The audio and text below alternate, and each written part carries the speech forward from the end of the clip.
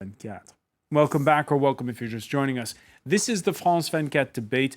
We're looking at China's trial of the century.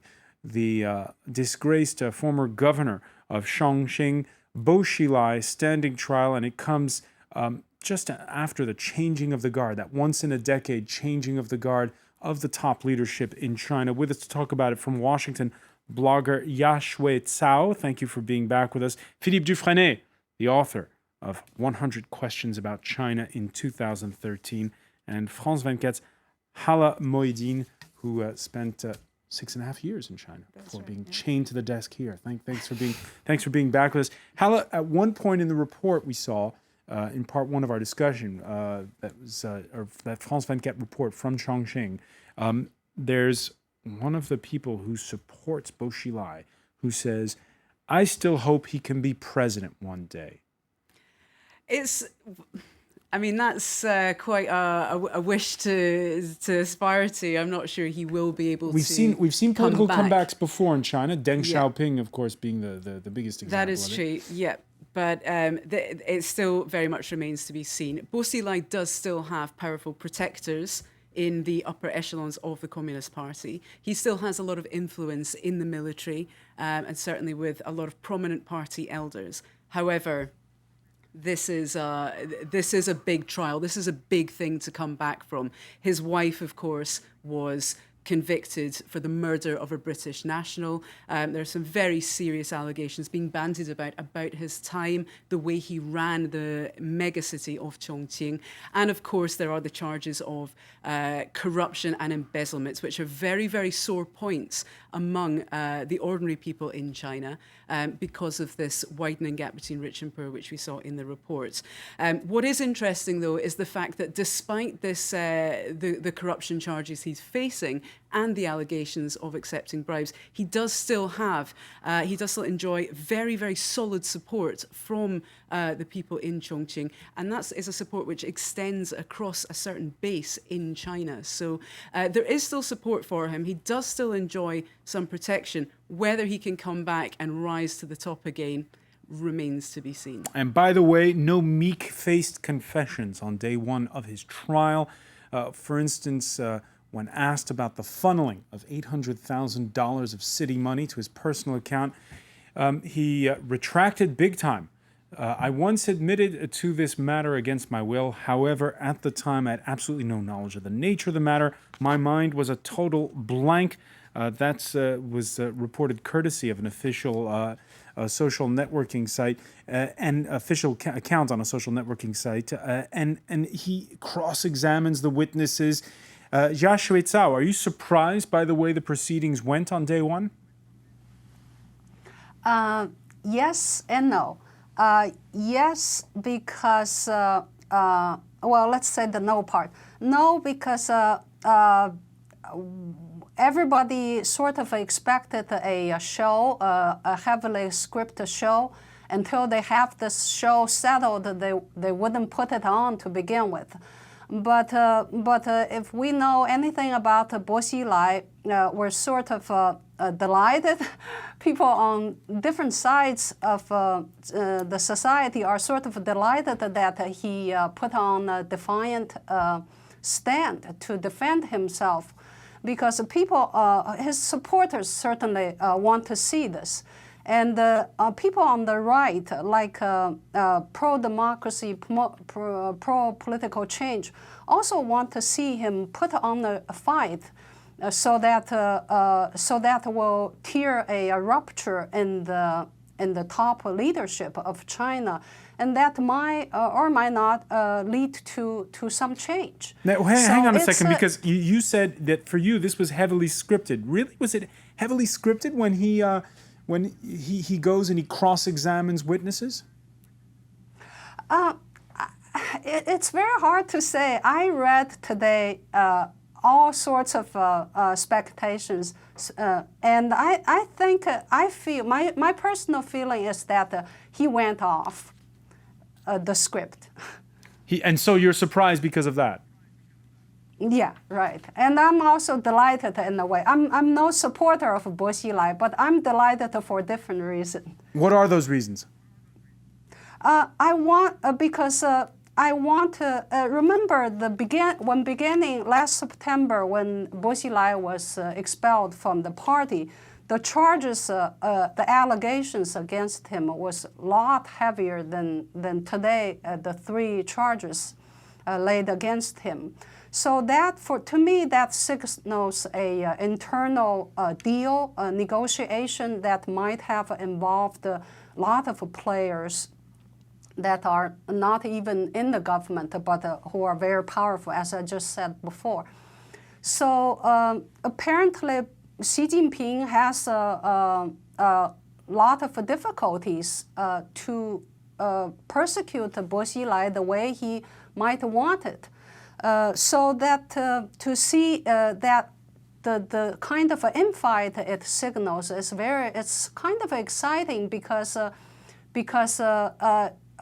as somebody who are promoting change through a website, I sort of want to see a rupture between through this trial. So sort of very interesting. Very look forward to tomorrow. Philippe Dufresne, you agree?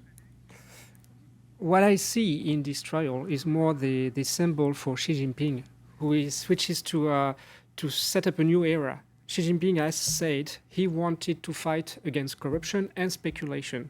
And I believe Bo Xilai is the perfect example for that. He wants to make an example.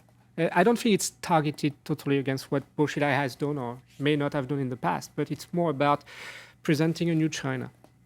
But do you agree that there is a sort of unwilling or unexpected openness to this trial that really wasn't part of that script, and that perhaps we could have more surprises? There is one thing Bo Xilai has said, because people have been testifying against him, including his wife. So he's used the expression that these are dogs barking in every direction to try to save their skin. That's kind of the Chinese expression he used. And this is a bit far-fetched. Obviously, he's been losing his temper. And this expression is not the best to use in this kind of ceremonious institution.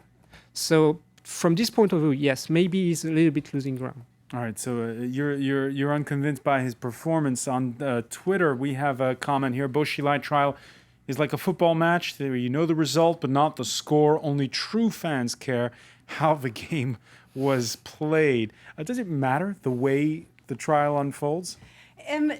With the trial itself, yes and no. What's different about this trial is the fact that it is being blogged by the state news agency. Well, by state news agency. They did live tweeting on it. They have been live tweeting. These tweets are coming out of the Jinan courthouse, who have set up a Weibo feed, which is now tens of thousands of new subscribers. So there is information being released. It's remarkable how much information is coming out of this trial. Usually with trials in China, they are one-day affairs. You hear the accusations, then you get an admission of guilt, and then a sentence is handed down.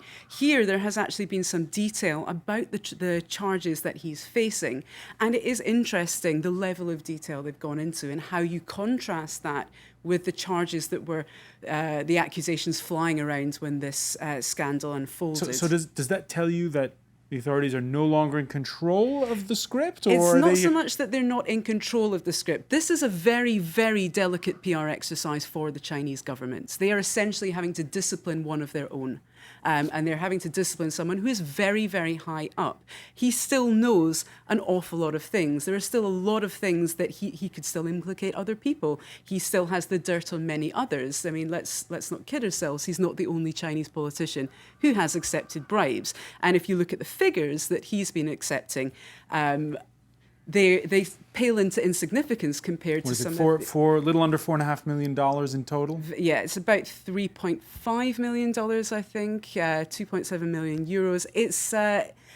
It's a lot of money, but on the grand scheme of things, and in terms of the level of money that's being bandied about in China by way of bribes, it's quite insignificant. Let's not forget that when when this story broke, investigations were being carried out by media agencies into the wealth held by other members of the Politburo, and investigations even into people like Wen Jiabao, the former Chinese premier, who everyone thought was untouchable. His family wealth was And him, you can add a digit to that number, right? It runs in the billions. Into the billions. And this is him and his family. Now, a government salary in China is not that much. So there's obviously enormous sums of money being bandied about. So they've got to be very careful to try and make an example of him, but also to ensure that they're not inviting more public criticism of the system and of the Chinese politicians. And adding another layer to this, and Yashui Cao alluded to this in part one of our discussion, Bo Xilai, no ordinary state governor.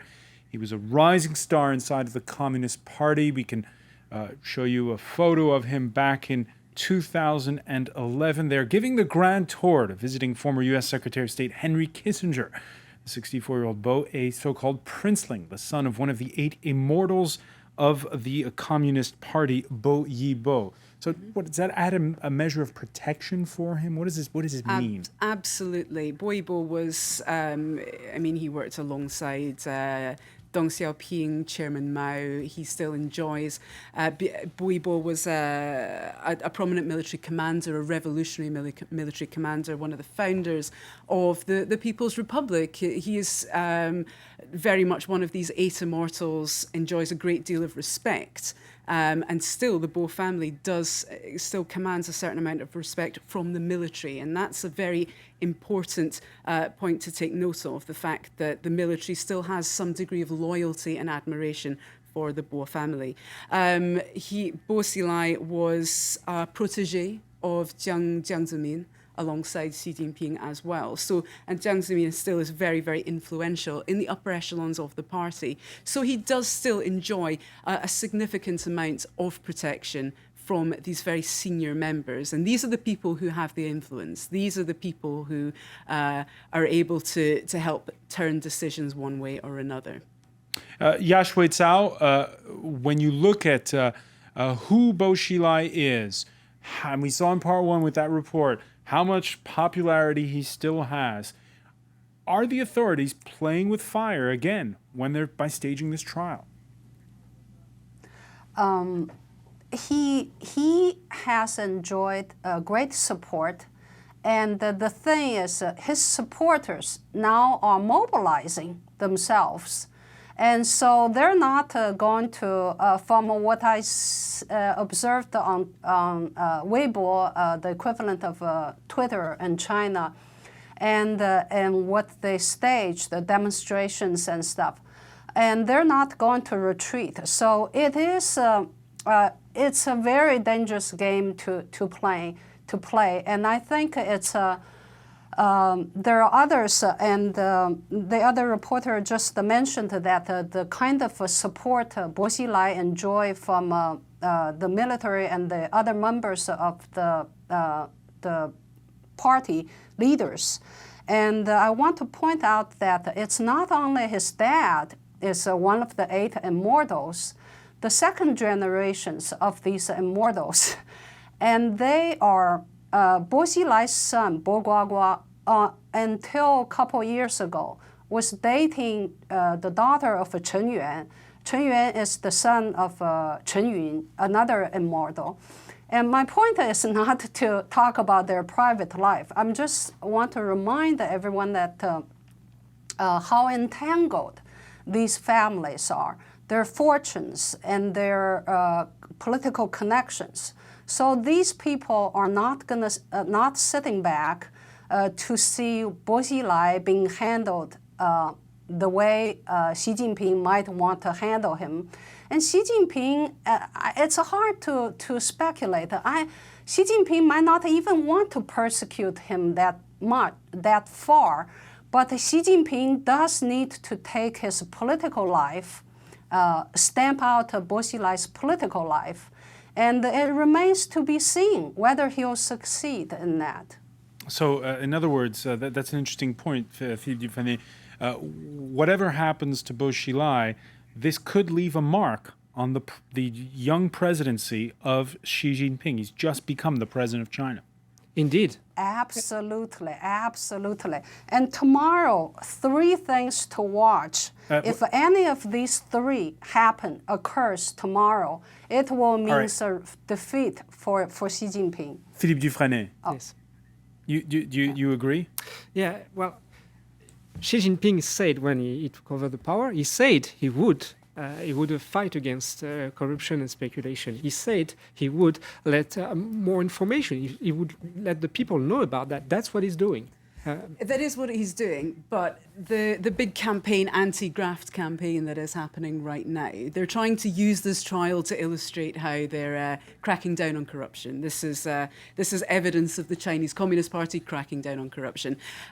This campaign was launched after he was expelled from the Communist Party and after these proceedings were set in motion. So it's a bit disingenuous to try and link the two. I mean, it is clever. You can see where the Communist Party are coming from, but you can't really link the two. It's also important to note that with every administration in China, especially in recent years, there have always been speeches made, statements made. We are going to crack down on corruption. We're going to crack down on corruption. This is the end of corruption within China, and yet it keeps happening. So it's while they may be talking the talk, and they have been talking the talk for a while, it's just not filtering down. So this is another reason why it's important that the trial is handled well. This is why the Communist Party are trying to stage manage it. But there is still a greater issue, which is that corruption is rife within China. There is this widening gap between rich and poor. Widening gap between rich and poor. When Bo was first arrested in May of 2012, Time magazine put him on its cover with the headline, "Red Alert, the fall of Bo Xilai and the corruption of power in China." China, where the gap, Hala, between rich and poor continues to grow. Back in January, that gap was illustrated by The Economist. This is the Gini coefficient. It's what economists call the gap between rich and poor. It's how they measure it. It's greater than in the West or in India. Yeah. It's significant and it's startling. Usually when you read articles about China, they're illustrated with the picture of the Gucci billboards and we the saw those fancy Porsches buildings. And you see the Porsches, and there are usually some peasant people rummaging in bins right beside them. It's staggering if you go to China. You see this very much almost as soon as you step off the plane. There is massive development, but there are still an awful lot of people who are left behind by this boom. And the fact that money is being siphoned off to pay for these projects, to win these contracts, and it's going into the pockets of government at all levels. So will this trial help to appease people, to say, look, we know what you're feeling, or is this just going to fuel the flame? I think it's they're wanting it to appease people. They're wanting it to show they're serious about cracking down on corruption. However, I don't think it will. My personal opinion is this will continue unabated, and unless something is done to reduce this gap between rich and poor, there certainly could be a very interesting situation to come. Yashui Cao, it's true that China's growth has slowed, but we'd love in France to have 7.5% growth, by the way. Do you think, though, that there is a sort of a ticking time bomb now with this gap between rich and poor?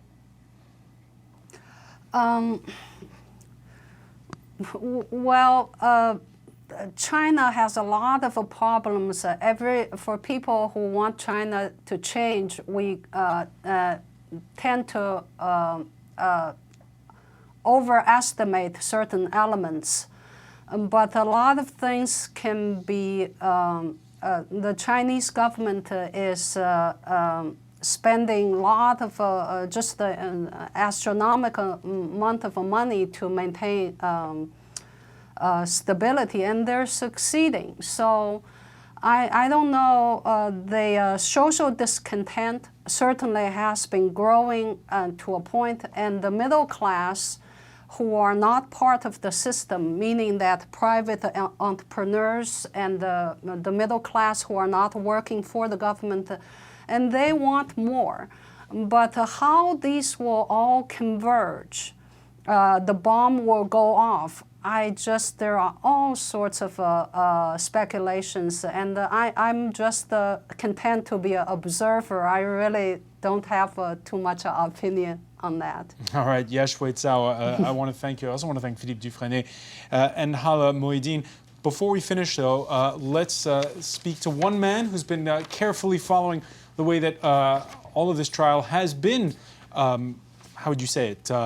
Playing out on social media. Playing out on social media. Hello, James Creighton. Good evening, Francois. It's been an interesting one to look at because of the tremendous interest in China in this case, there's been an attempt by the authorities to sort of take control, I suppose, of the buzz aspect online. So the court officials have actually been live blogging, microblogging that is, on Weibo, the Chinese version of Twitter. Which didn't exist when the Gang of Four went on trial. Right. This is the first time they've done this, exactly. Well, times have changed, I guess. So there you can see an attempt, I suppose, to manage the message even via social media, while photos like this are also coming out via the courtroom and via microblogging sites, right? Of course. So hold on. It's microblogging sites, but it's state-sanctioned accounts. Exactly. I mean, it's a case really of, it's an extremely vetted instance of reporting on a trial. You only have journalists from the official state channels, CCTV, Xinhua, etc. And even the members of the public, all of that has been vetted.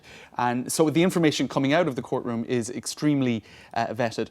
Now, you have journalists then who are trying to cover it for other networks, forced to report from a hotel room on the screen, basically, that is showing the live blog. So, I mean, that shows the extent to which the information is being managed. Now, another interesting aspect, on Weibo, those who are trying to speak a bit more freely about it are seeing their accounts blocked or censored. Photos that went online showing protests outside the courtroom are also being taken down. These are protesters or fans, I suppose, of Bo Xilai who were swiftly taken away. Photographs that were taken of those protests, and that was they were taken down very quickly, Francois. We also have an observer, a France 24 observer by the name of Lu Haitao. Now, she has taken screen grabs of comments in Chinese on Weibo of these are basically ghost accounts, Francois, no photographs, etc. And speaking very positively about the court process, making comments such as "we are all equal before the law," the courtroom, the court officials are doing an excellent job, the judges are doing an excellent job. So clearly, this is an attempt to put perhaps positive commentators online that are probably being managed behind the scenes by the authorities. Now, other comments that are being made on... You suspect malice everywhere. I suspect. Well, listen, I'm only saying what some other people are saying.